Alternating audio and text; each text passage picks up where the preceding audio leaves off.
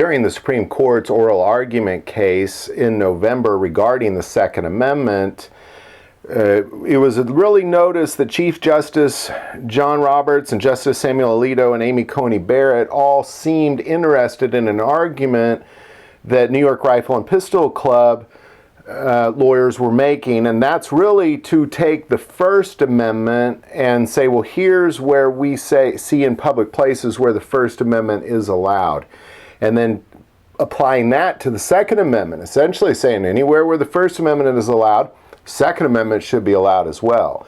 And many of the justices alerted through body language and verbiage that they agreed. And this will be fascinating to see what the Supreme Court will do with this, because essentially taking the First Amendment and applying it to the Second Amendment is something I really haven't seen any courts do.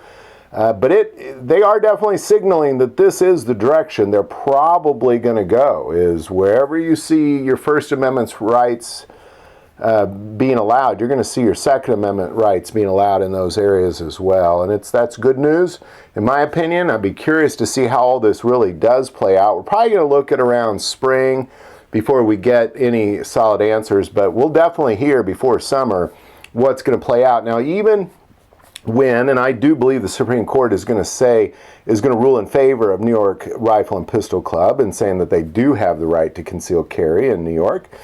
But it'll be interesting to see how states respond, because already many states are already preparing to respond to the Supreme Court by applying even more stricter laws.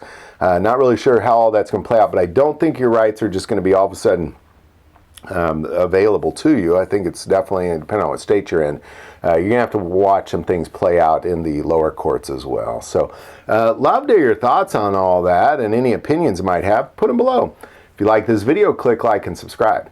Feel called to support this channel with a Patreon, that link is also below. But the most important part of this channel is we take prayer requests, so never hesitate to send that in.